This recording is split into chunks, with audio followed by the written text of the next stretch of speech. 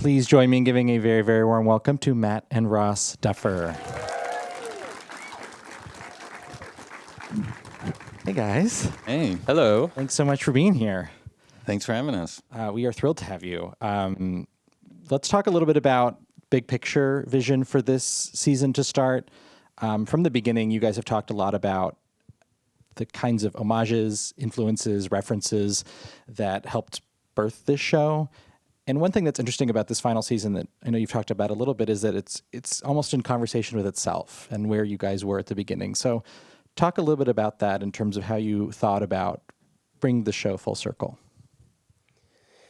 Yeah, I don't know. Like at a certain point, yeah, that's kind of where we started out was kind of talking about a style of storytelling that we weren't seeing much anymore, that we grew up loving, and especially we hadn't seen it much on television. It was like, okay, what does this type of storytelling look like in a long format, which, was newly kind of a new thing all the way back in 2015 in terms of being able to tell something more movie-like with shorter seasons. It was not, that was kind of the beginning of it. So it was like, okay, the landscape is changing. Like, what can we do to take advantage of this? And then over the years, I mean, everything obviously has evolved, but to the point where almost like 10 years later, and the show's kind of, it's very organic, and that's something we've loved about working in TV, because initially we just dreamed of working in movies, was that it is very organic and it evolves. The actors influence it. The show becomes its own thing. And so, yeah, this season, it felt less and less like we're relying on or looking back at the films that inspired us, and it's more in conversation with the show, and also something that we didn't really realize till we were writing the final episode of how much the season and the shows and the themes of this final season we're talking about, or we were talking about what it felt like to make the show itself, and what our experience was working with these actors and watching them grow up, and especially the final episode, which is obviously not out, is kind of a commentary on what it felt like making the show and saying goodbye. I'm curious. Let that moment settle for a moment. I'm curious what you both can say about how you've evolved as filmmakers. You've directed on this show from the beginning. The scale of the show has gotten so much bigger. Scale of each episode has gotten so much bigger. It's feeling like real entities unto themselves. Coming into this season, how do you reflect on sort of where you were behind the camera at the very beginning versus how you felt now? Yeah, we were pretty inexperienced on that first season. We had written a few episodes of a TV show that we weren't show running.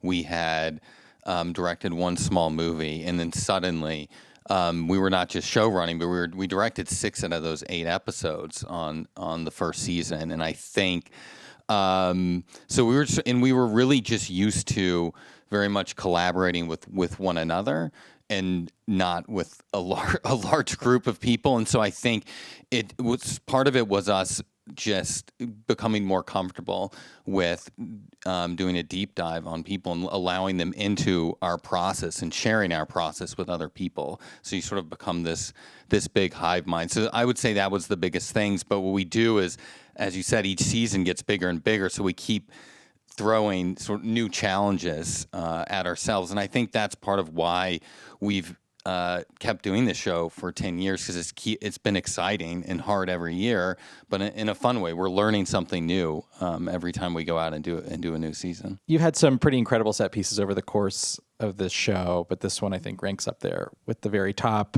It's a oneer for starters. And it is not only is it a oneer, but it is one that has this enormous choreography with the characters and the action and visual effects. So just to start out, like, where does the conversation start on how you want to build out a sequence like that? I mean, we knew we wanted a big battle sequence. And it's right. I mean, you definitely have to separate, the writing from the directing, because that's the weird thing about writing this stuff, because you're writing it and you have to not think about how painful it is going to be to execute some of this stuff. And then when you're starting to get to the point of prepping something, you're going, what were we thinking? Because this is kind of a nightmare was a nightmare in every conceivable way because it's a big action sequence. It's at night. Involves an insane amount of stunts, and it has children in it. I mean, the children part of it was what really made it difficult because, they can't work very late. So it's actually, I feel like it's a cheat calling it a wonder. It's like, think how many stitches is in there? 5, something like that. So because we could only do about 2 hours. Well, something like we'd that run out of the a night, kids, yeah. because before we ran out of time with the kids. So what we were doing, we would be directing other sequences, and then we had our main AD would peel off, and they would start kind of prepping this sequence for a couple hours. So then we would show up, everything would more or less be ready to go, and we would start shooting it. And the goal was every night to just get one of the 5 sequences done. And of course, it's Atlanta, and it was raining all the time. So every night it was raining or lightning or whatever. So it was the whole thing was awful. But yeah, and the big like, okay, let's do Children of Men. Let's shoot on a wide angle lens. Let's change the shutter, and just you wanted to make it feel as immersive as possible. And even though it is heavy, there's a lot of VFX. The only VFX are the monsters. So there's no digidoubles. Those are all ratchet pulls, and that's the other reason we split it up, because you can't, I think most people know you can't, be flinging those stuntmen around too many times, because they're going to get injured. But our stunt coordinator Hito was like, it was wild for them because they're like, we're doing big pulls in the deep background, and they're like, usually when we're doing a big stunt, you want to feature it, but that was part of the fun of like, let's just make it the focus the kids, and we're seeing everything from their point of view. So we'll have a big stunt, but it might be 100 feet away, which is not something normally we would do and he would not do. But it all, I think, hopefully contributed to the feeling of being immersed with Mike and the kids. The other thing I will say, it was so. Actually, the kids and Finn in particular, because he had to kind of be a leader. So we let him kind of take control of allowed him a little bit to direct these kids and put him in a leadership role. They all looked up to him, and I think that really helped his and their performance. And the other day, it was just so amazing to shoot. All the sets it's a giant back lot, and it's like Ross and I, it's been our dream since we were kids to shoot on the back lot, because we grew up in North Carolina, and the first the first studio we visited was the Wilmington. The Wilmington studios, and we saw the backlot where they shot The Crow, which we really loved. And it was like, ever since we saw that, we wanted to shoot on a backlot, and we finally got to do that. It was so fun. I wonder if you could talk a little bit about working with this cast that's been there from the beginning. Someone like Finn, for those of us who've been watching the show for so many years now, there's an emotional relationship, not only to these characters, but watching these actors grow up. And I would imagine it's only stronger for you guys who've developed these very tight bonds with them. And then you can have a moment like this and a sequence like this where we see Finn as a leader. Yeah, I think that was part of the joy, I think, of this season. And that's one reason we wanted to bring in some younger kids that were more or less their age when they started the show, because it allowed them to step up in a way. So we see it with Finn with these kids. We see it with Sadie, with Nell. We'll see that in a scene later, and it allowed them to go into this leadership mentorship role. In the first scene of the season, we had a young actor playing Will, and we just let Noah go off and direct this kid as, this is what I would do in this moment. And he was there the whole time, side by side with him. And I thought that just gave the whole experience, because it was a hard shoot, but it gave the whole experience a bit of it felt full circle, and it felt right. It felt like the right way to say goodbye to the show. One other element of this clip that I'd like to ask about is how the work with visual effects has evolved. I mean, that's obviously a very elaborate dance you guys are working with here, but it does feel like as the seasons have gone on, just that there's more sophistication in the way you use them, more complexity. So yeah, how did that evolve this time around? Yeah, I mean, we've learned so much about visual effects. We've never really relied on previs at all. Ross and I, in the past, haven't really enjoyed previs, so we get it and we're like, ugh. And then I mean, even because it's a television show, and I mean, we have a really luxurious schedule for TV, but it's still, you don't have this kind of prep that you would have on a movie. But this was the first year, because of the complexity of some of these sequences, that we really heavily relied on visual effects, and we were working with this sequence in particular was ILM, and they're absolutely incredible. So, and because you have so many departments, obviously you have the actors, and you have stunts and cinematography and the camera. Everybody has to know exactly what's going on at all times. So you started with storyboards and concept art, and then we moved to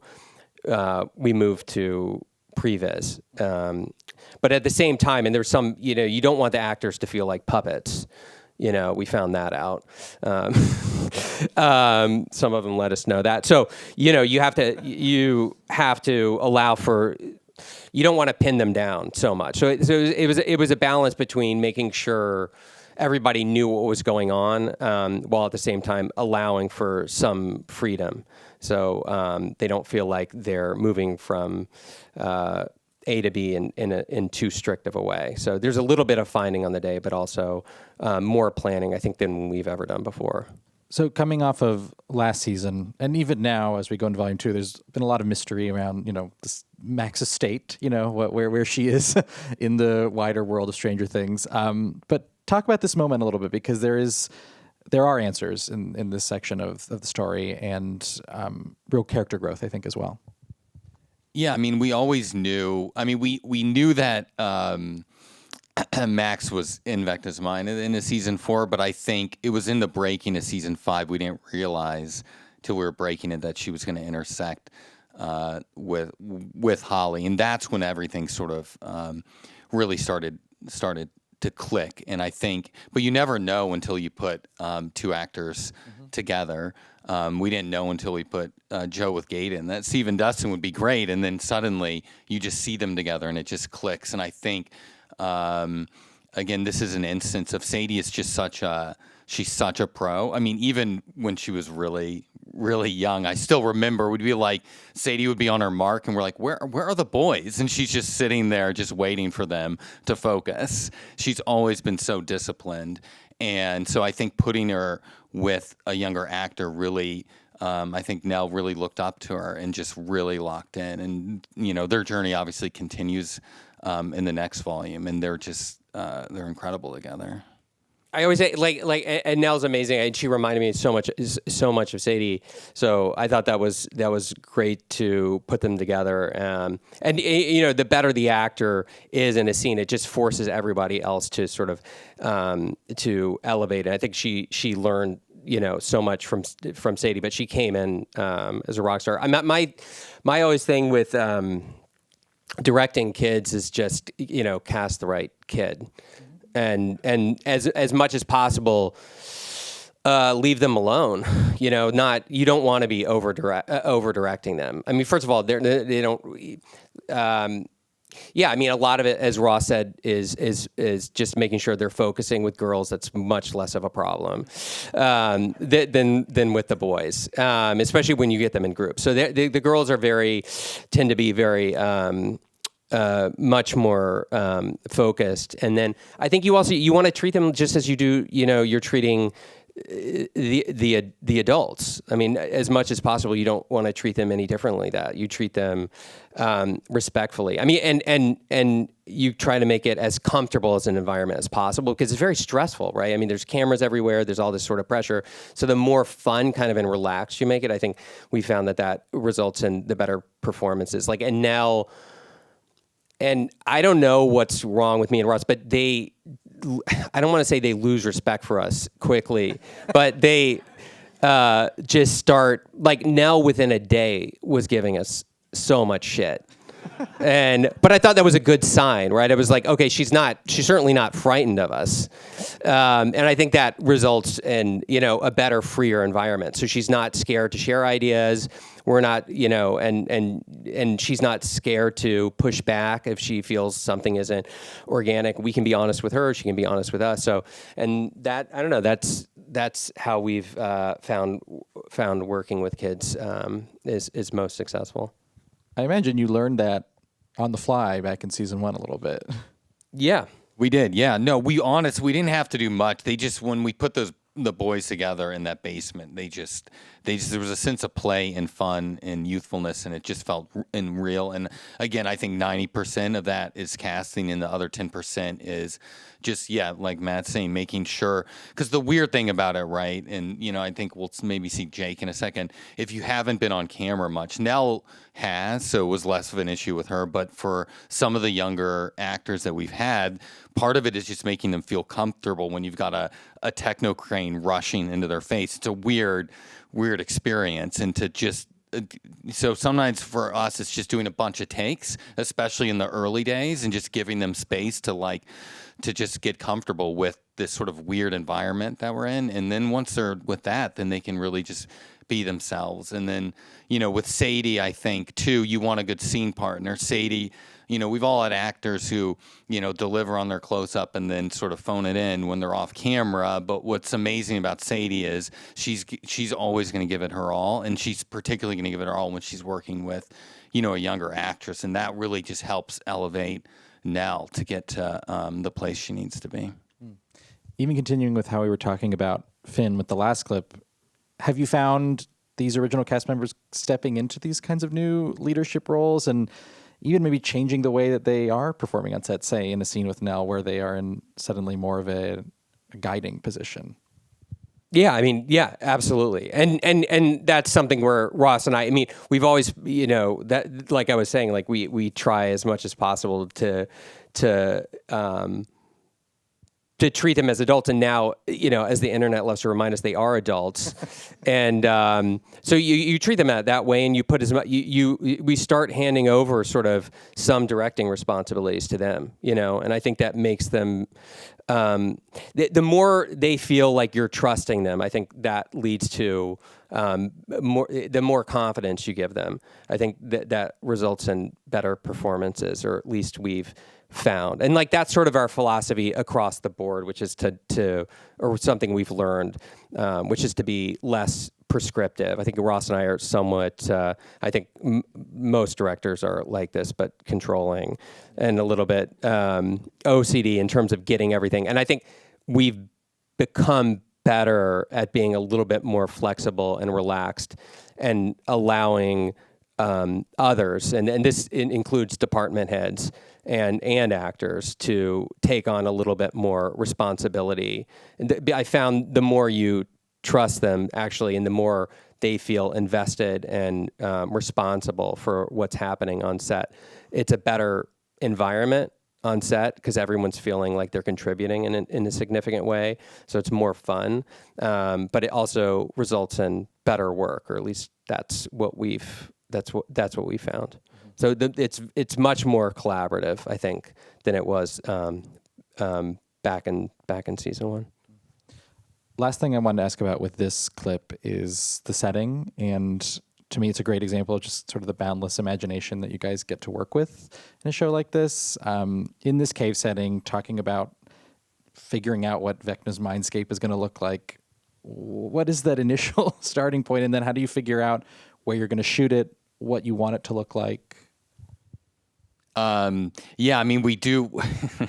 I mean, this is sort of the weirdest. This is sort of our most left field storyline, in that we're dealing with memories. But I think what's been part of the fun of the show is that each season we're able to add new ideas to the mythology, and stuff that we just sort of dipped our toe in the first couple seasons. We're now able to just go all the way in. I think there were so many discussions about Vecna's mindscape, and I think ultimately what we realized is we just wanted to continue to ground it in the memories, So it can be as simple as something like 1950s high school hallway, and just the juxtaposition of that with this cave is automatically going to create a level of mystery and weirdness that we don't need to push it necessarily further than that. We talked a lot about The Cell, that movie, the Tarsem movie. That one we talked about a lot. There are a few movies and shows that do play around with memories, and in that case, it's very specific because you're in the memories of a bad person, of a serial killer. So, we looked at stuff like that in terms of how best to pull off Vecna's mind. And this one in particular, also we talked about, but this is more to do with like the sort of the entrance to the cave. So not particularly relevant to this clip, but we talked about like Picnic at Hanging Rock and just sort of that sort of sense of. You just want this feeling that something is off. And the other thing we did was, that we really wanted and pushed for was just as much as we could build, And so almost everything is set. Obviously, there's blue screen on the window of the cave, but then we went to New Mexico to shoot, all the plates and everything outside the cave. So we're trying as much as possible to keep it real. So you're you have these sort of fantastical ideas, but you're doing your best to ground it as much as you can. We were talking backstage about the evolution of this scene and particularly the tone of this scene. So, yeah, what can you share about that? Well, I think part of the fun, this is part of the one reason we love writing, but the discovery on the day of the direction. So on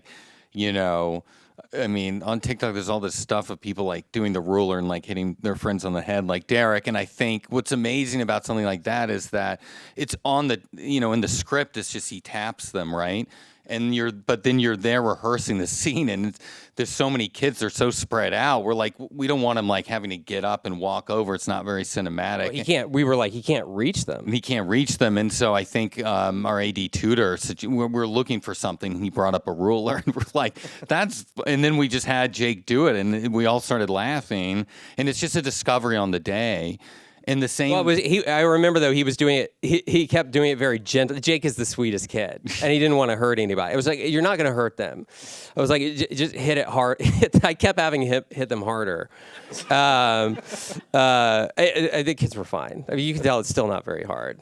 But he was so resistant. And then with AJ too, who's ducking under. Again, that's in the script. Ashley does spot him, and then he's like, we say he scurries down the ladder. It wasn't particularly written as a joke. And I think that's the first take that's in there because we just filmed it, and he like looked like a little gopher and then ducked down, and we all just burst out laughing, and we're like, we can't replicate. I don't know what he did. It was no direction on our part. It was just brilliant acting. He wasn't trying to be funny. Right. Nobody was. That was not supposed to be a funny moment. So we all died. Finn thought it was. We kept playing the playback. We thought it was so funny. And then we, in post, we just pushed it and added a little trumpet. So we had our music editor add a little trumpet, and then we just thought it was so fucking funny. And then you just don't know if anyone else is going to find it funny, but other people thought, like, it's one of those things that everyone thought was funny. But it was like so many of the moments that hit the most, especially the comedic moments we found, are the ones that we're sort of discovering on set, either because of when you're finding something not working and having to look for a solution, like the ruler, or because it's something that an actor does that is either intentional or unintentional. It's really funny, but is itself a discovery. Those are the moments that sort of are the most impactful. More general question, maybe to wrap. This season ends with, this volume ends with a huge reveal with Will. And one of the best things about the show for me, even from the very beginning, is the way that you guys fuse really big spectacle moments with major character reveals, major character developments. And I wonder if you could just talk about this chunk of the season, this opening to the season, along those lines, how you thought about expanding the scale versus starting to give viewers some big answers about these characters. I mean, I think it's the thing we try to be very careful about, whether we're successful or not. But with it is that we do want to scale up, and we want to, we want bigger visual effects and bigger set pieces, but we don't want to lose sight of the characters or the emotion. I think that's the most important thing. And And so we love these kind of sequences in movies and shows, but sometimes we do find ourselves zoning out because we're not connected to what's happening on an emotional level. Like you can have the most incredible action sequence ever, but if I'm not invested in the people on the ground, then I really just I do fall asleep sometimes. So I think the key for us, and the sweet spot for us, is if it is, the action is sort of climaxing at the same time as something in a character arc or something. There's an emotional climax. So I thought the model for us this year was, I think we were most successful in season 4 with a Dear Billy episode where we had sort of Max's emotional journey climaxing at the same time as, this incredible, sort of peak visual effects spectacle moment. And so that's what we were, trying to do, what we wanted to try to do here, whereas we had Will's emotional journey, which we'd been building from episode 1 through 4, climaxing at the same time as we had this visual effects kind of extravaganza. Yeah, usually with what we've been trying to do this season is when we're not going, oh, that'll be a great set piece or a moment or that'll shock the audience. It's going, we're doing character work first. So you're building to this moment with Will, and then you devise the set piece around that to enhance it. I think that for us, we found that that's the best way for this show, as opposed to going, that's a great set piece and let's try to wedge character. And you do it the other way around. And it's the same in Volume 2. All the big set pieces generally are built around, a big character moment or emotional reveal. Matt, Ross, thank you both so much. Thank you. Thanks for Thank you.